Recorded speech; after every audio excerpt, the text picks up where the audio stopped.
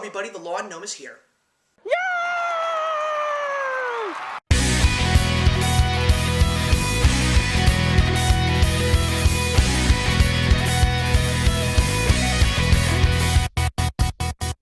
So today I finally have a new music review for you, and as always, if you're new to my channel, let me just say welcome. It is a pleasure to have you, and for all of you returning, you know that when it comes to music, I like to review albums in pairs. So today I've got two new albums for you, although to be honest with you, they're actually not as new as they should be, but that's just because of the fact that I was trying to find a true match for one of these two albums, which is going to be the first one, and the theme that we're going to be going with is bands with punk roots, and even though they may not be punk sounding anymore, they're definitely still punk in my opinion.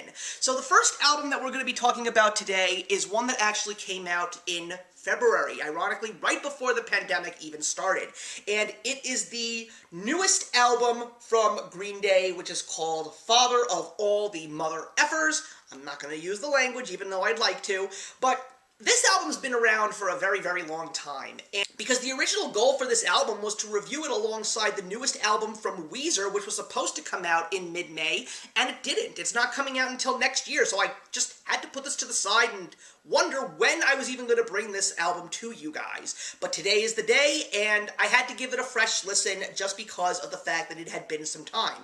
A little background about me and Green Day. You know, one of the few things that I have to say that I love so much about this band is when people doubt, especially up-and-coming artists, and they say, there is no way that this band is going to amount to anything, it just makes me so happy when I get to prove these people wrong.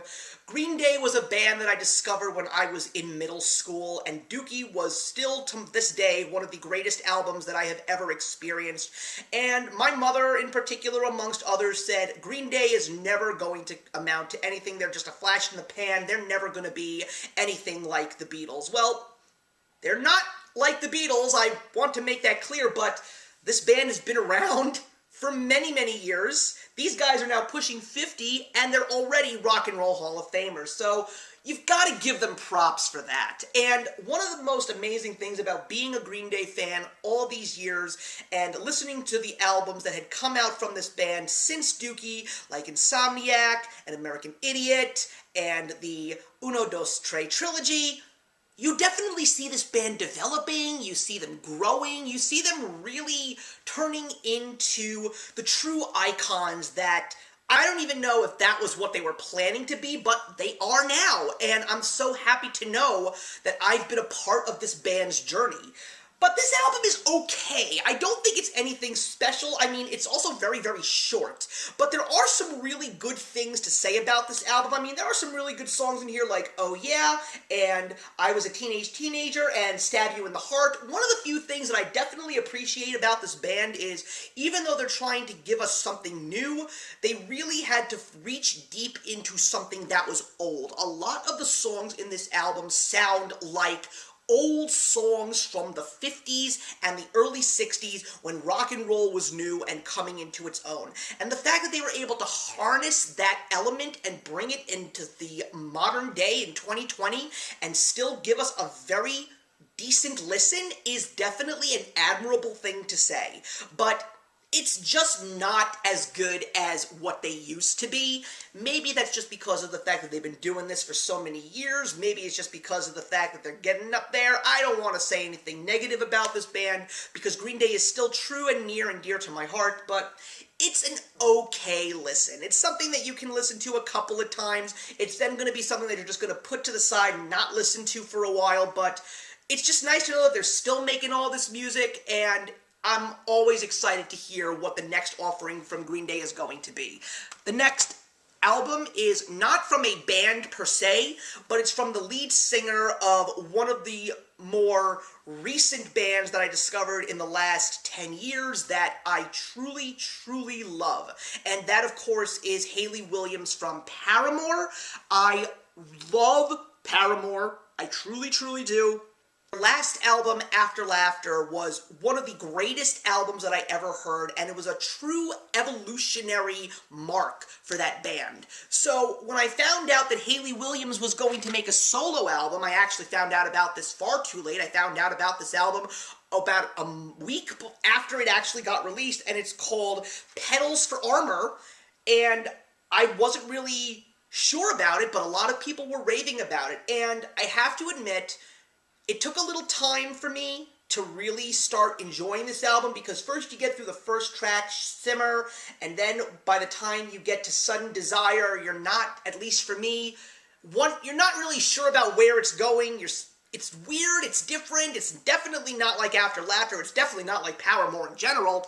But then when you get to Dead Horse and the music continues with every track, it really starts to pick up. You get some really interesting things that you've never heard from Hayley Williams before, and that's what I truly appreciate about any artist. I like an artist that goes out there and takes a chance and doesn't want to sound like they did in their previous album, because then you've got songs like Over Yet, Roses, Lotus, Violet Iris, Taken, Sugar on the Rim. Some of these songs even sound like Madonna, and I kind of like the fact that she's trying to go in that route, especially considering the fact that Madonna hasn't really helped many of us for a while. So the fact that someone is trying to sort of take some of Madonna's elements and make them her own is very admirable. I appreciate that.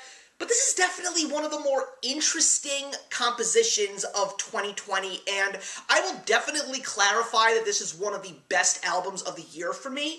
It definitely takes a little bit of time for it to grow on you, but every single time I listen to it, the more I truly love and appreciate this album. So I'm so glad that some members of the BookTube community, believe it or not, were talking about it, because one day I put a tweet out and I said, what's going on with Paramore? Are they making a new album soon? And then all of a sudden, one of the booktubers out there actually said, you should get Hayley Williams' new album. And I was like, I didn't even know she had a new album. So I started listening to it, and here we are. It's a good listen.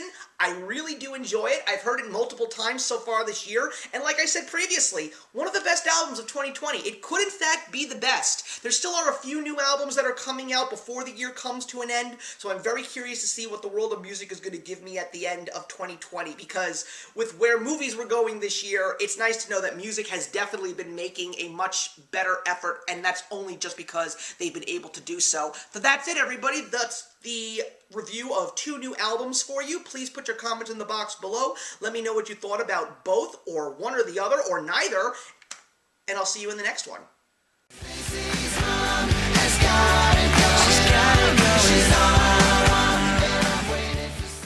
Hey, thank you so much for stopping by my channel today. If you're new here and want to see more of what my channel has to offer, please click on the link to my last video, or hit that subscribe button to be kept up to date with all of my uploads. Content of all sorts is posted here quite often, so trust me, you do not want to fall behind. I will see you in the comments, and actions speak louder than words.